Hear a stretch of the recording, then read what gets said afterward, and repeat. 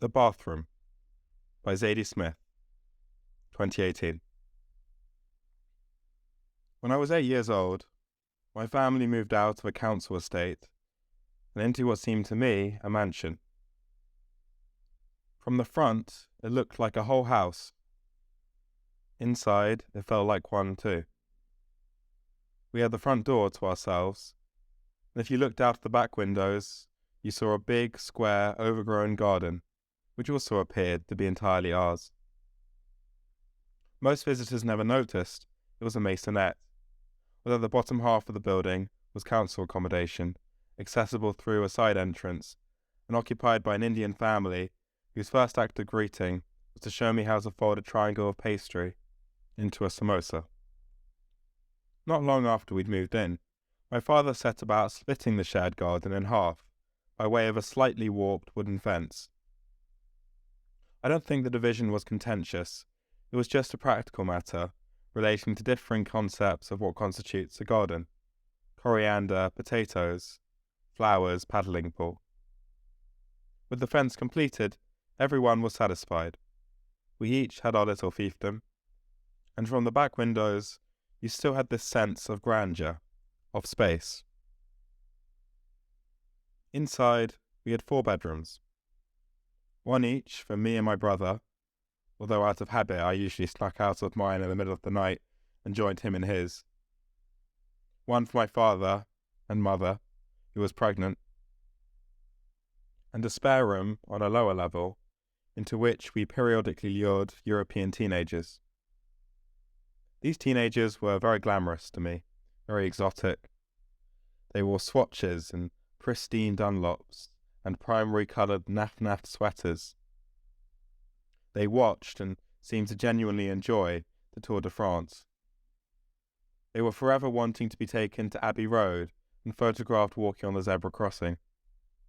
And, of course, they paid good rent. Later, when my youngest brother was born, the spare room became a place for a series of Spanish au pairs who looked after the 3 of us in lieu of rent, while my parents worked. My father in a small paper company, my mother as a recently qualified social worker. Clearly, we had risen in the world. We had, for the first time, these non-essential spaces. Besides the spare room, we had the bathroom, which had its own toilet, was right next to another little room that also had a toilet. These 2 toilet-containing rooms were my mother's delight, decorated with care, always scrupulously clean. Both the European teenagers and the later au pairs were required really, to express their regular admiration for them if they had any hope of living happily among us. The spare room, the extra toilet, these represented, for my parents, a very British form of achievement. Raised in poverty, they were now officially what the census takers call lower middle class.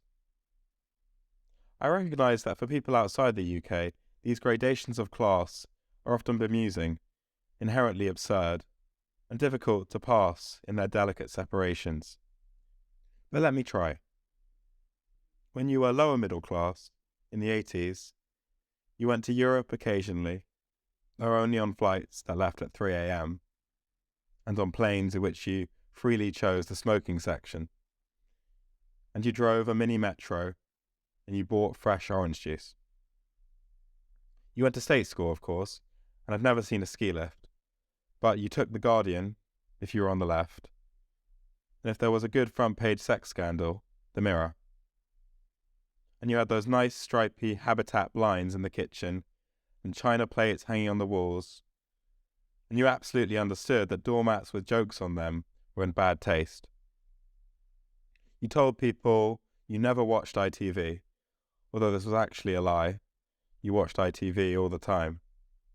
And each summer, you packed the car and motored down the M4 to Devon or Cornwall, stopping along the route to take tea, thanks to the National Trust, in the various country mansions of penniless aristocrats.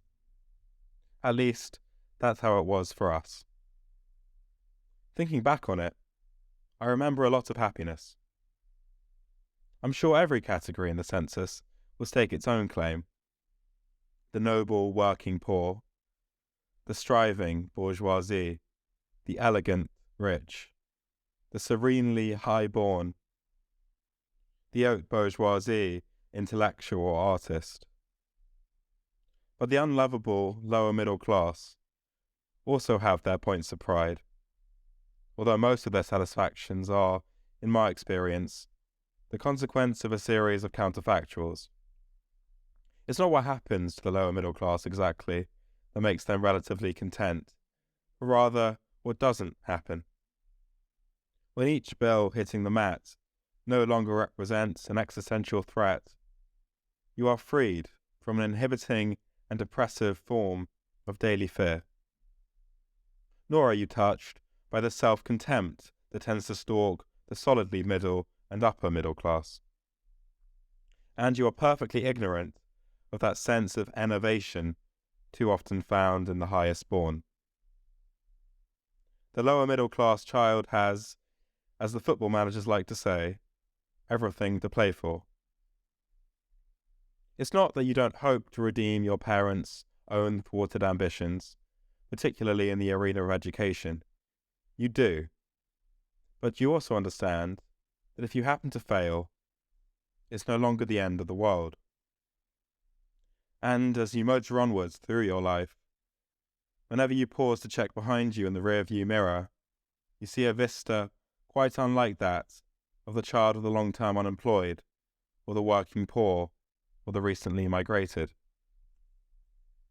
You see that your parents have established a small but relatively stable space for themselves in this world, one that does not, vitally, depend completely on you. And so there is a little space for your own dreams, too. You don't have to become a doctor. In fact, as long as you don't expect your dreams to be financed in any way whatsoever, you're pretty much free to dream your little head off. My parents' reaction to the news that they had, among their children, 1 aspiring writer and 2 aspiring rappers was basically, knock yourself out. I see now how liberating that was. Nothing was guaranteed and nothing could be promised, but this also meant nothing was finally decided or completely shut off. It gave me a great sense of freedom. And I'm aware, as I raise my own children, that in a peculiar sense, they inherit from me less freedom than I took from my parents. Their material circumstances are far better, and their parents are permanently at war. Open brackets, 4 years after they moved into their mansion, my parents bitterly separated, close brackets. But I cannot present to my children the utterly blank slate, equal parts exhilarating and frightening, which my parents placed in front of me. In their case, risk has been largely eliminated. For to be born solidly middle class in England is still one of the safest bets in the world, though of course not quite as safe as it once was. Open brackets, to truly fall out of the British middle class when I was a child, you really had to do something pretty spectacular, like become a heroin addict or join the Hare Krishnas, close brackets. But even with rising house prices and disappearing pensions, a lot of the important chapters of a middle-class child's life story are already written. They are composed at birth. My children are very likely to go to university. They are very unlikely to become teenage parents. And then, of course, my children are the children of writers. I've met the adult children of writers, their lives continually overlaid and undercut by another person's words. I think I have a sense of what a suffocating space that can be. Honestly, if I were a child of mine, I imagine I'd have a great urge to flunk out of school and become a teenage parent, if only as a way of asserting my own freedom. One of the strange, not especially pleasant things about child rearing is what I want to call the retrospective swirl. A woozy moment hovering between present and past So intense, nausea-inducing, and yet, in its painful way, instructive. An example. I invite my oldest mate, Sarah, round my house, and our kids are running about, basically entertaining themselves, while we surreptitiously smoke fags and drink a bottle of white wine and start cussing all our friends and laughing big, hawking laughs. And then the kids wander back in, and I force them to call this best friend of mine Auntie Sarah, and they are profoundly dubious, and I ignore their objections, and also all requests to cook dinner, and carry on talking very loudly and laughing a lot. And then in the middle of all this, I will think, oh right, I get it now. This is what Mum and Auntie Ruth were like. And this is why, after about 6 p.m, they stopped telling us what to do, and we got to stay up an hour or 2 hours later, until finally somebody thought to cook a frozen pizza. Oh, I get it now. They were best friends, Mum and Ruth, from before we were born, and they both worked hard and had little time. So it was a big deal when they got together. They loved talking to each other. They were human women with many other concerns besides their children. And they were a bit pissed on cheap white wine. Oh, right. Parental behaviour that seemed completely mysterious to me 30 years ago now freshly clarifies itself. Recently this has been happening to me more and more. It'll be about 4 p.m. on a Sunday, after 48 hours of uninterrupted childcare, and I'll fall into a black hole, an almost suicidal trough, and my children will be confused. In answer to questions, they'll get blank stares or monosyllables, and then, out of nowhere, I will suddenly rise to my feet and start screaming at them about some tiny, insignificant matter. And in the middle of the yelling, a part of me is sent back into that retrospective swirl, and I think, oh right, this is what she felt 30 years ago. This is why she suddenly goes silent and stare at a wall. She just couldn't take one more second of it. Not one more second of children shouting about who took what and what's fair and not fair, and the continual demands and unnecessary meltdowns, and the sense that you do not have even a second to yourself. And meanwhile, the TV plays the same show it plays every day with that same fucking theme tune. Oh, right. Now it all falls into place. And my mother had 3, plus a very unhappy marriage, and few of the outlets and freedoms I take for granted. And she was 29. The retrospective swirl leads to retrospective lucidity. As the picture of the past refines, I see one room in particular in a new, semi-tragic light. The bathroom in my parents' maisonette. It wasn't big, about 12 feet by 10, but now I understand how much it had to hold. On the one hand, it was just a little bathroom, done up in a vaguely seaside theme, a shell here, a piece of coral there, the kind of thing British people like in their bathrooms. But it was also a sort of dream space of my parents, mixing memory and desire, precisely in Eliot's sense. My mum's contribution was plants. They were green and tropical looking and hugely overgrown. Tubers poked out of the soil and sometimes stretched the next pot along, where they grew some more. And every time you had a bath, you had to contend with these tendrils and the insects that were attracted to them, especially in summer. I'm not good with the names, but there were definitely many spider plants, a few ferns, and something huge with broad, glossy leaves that blocked the light from the single window and made the whole thing feel like a tropical sweatbox. The usual comment of visitors was, "Christ, it's like a bloody jungle in there." Green grew on green, grew on green, with lush abandon. Cutting it back only speeded up the process. 30 years later, while attending a literary festival in Jamaica, I stood amid a lot of green, growing on green, growing on green, and was thrown back in memory to a corner of a foreign bathroom that was forever Jamaica. Yet it never occurred to me as a child that my mother might be homesick. Children are so narcissistic. Nothing about other people ever really occurs to them, least of all about their parents. It further didn't occur to me that there was anything interesting about my father's use of this same small space as a darkroom. I wasn't at all curious about it. The first time I even noticed what he was doing was when I accidentally disturbed him. I'd walked into the bathroom, intending to go to one of our several loos, and found the room pitch black, except for a strange red glow. My father shouted at me, "Close that bloody door." I did, but with me inside. Weird tableau. My father with his sleeves rolled up and the bath full of liquid, and this red light turning the clean habitat lines of our modern home into something subterranean, and, to me, unnerving. What was this secret room doing in our house? I looked up and saw he'd strung a clothesline past the plants stretching between the walls.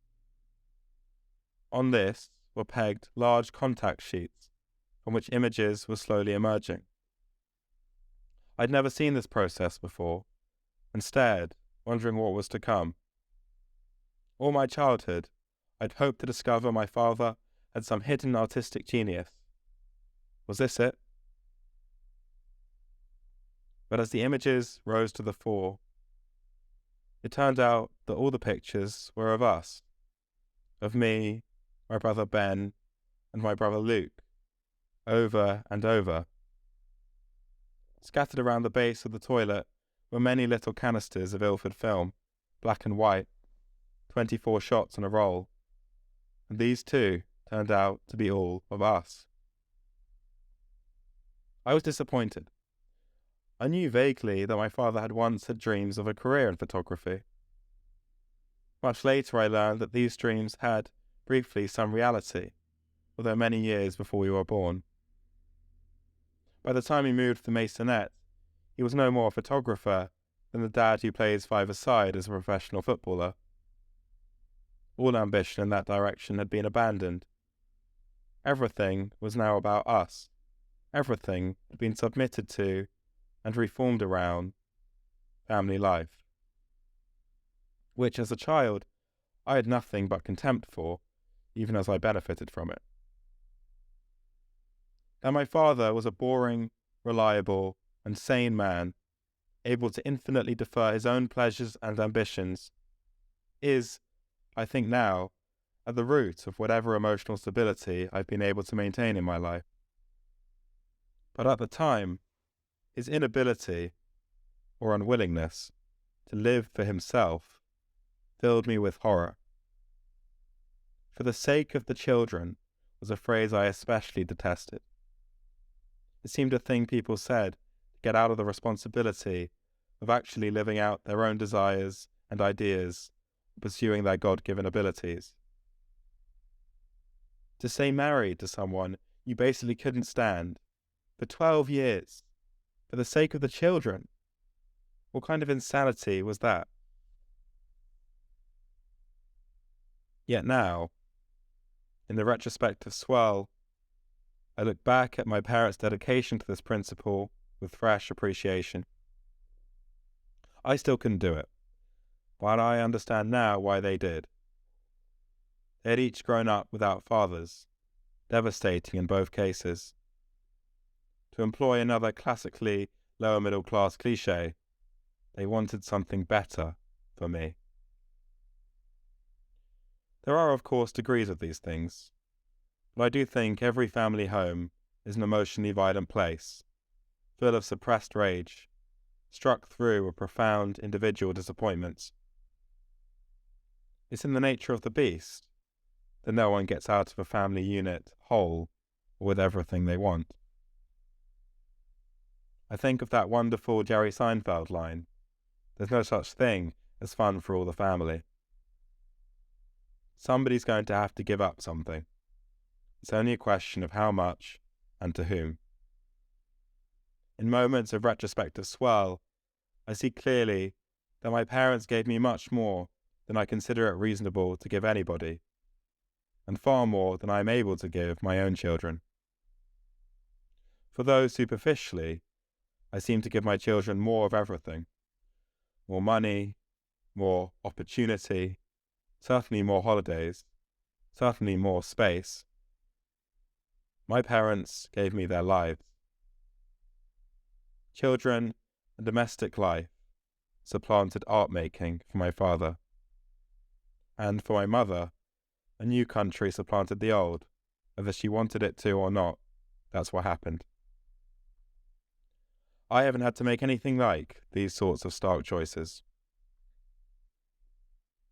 My parents were fully immersed in the contested space in which adults live with children, each trying to realize their own ambitions, each trying to live their lives and have time. Tropical plants here, contact sheets there, and no one ever getting all of what they want. I also live in a contested space with children, but the battles this time round are nowhere near as brutal. When I think of my parents, it's often with some guilt that I did the things they never got to do, and I did them on their watch, using their time, as if they were themselves just that, timekeepers, and not separate people living out the ever-shortening time of their own existence. This is especially true of my father, if only because the time for his own life ran out. My mother got her education as an adult, and now, still pretty young, gets to pursue her own whims and interests, relatively secure as she approaches the state pension she worked 30 years to earn. She travels, she lives, she even writes. But my father waited his whole life to see a certain image of himself rise from the contact sheet, and it never did. My image rose instead, and my brother Ben's, and my brother Luke's. If my father was some kind of an artist, and my sense is that he was, his art stayed in that bathroom, and then died with him. Meanwhile, my mother is writing a novel about Jamaica, even as I type this, and my own children, well, they have to live around and about and within the art making of their parents. They have to listen to us talk about the books we're writing or reading, of films we've seen, or films we want to write. And they have always known, from the start, that they are not the only things being created, cared for, and raised up in this many-roomed house. Whether it's good or bad for them, or us, I don't know. But it's my sense that no matter how many rooms you have, and however many books and movies and songs to claim the wholesome beauty of family life, the truth is, the family is always an event of some violence. It's only years later, in their retrospective swirl, that you work out who was hurt, in what way, and how badly.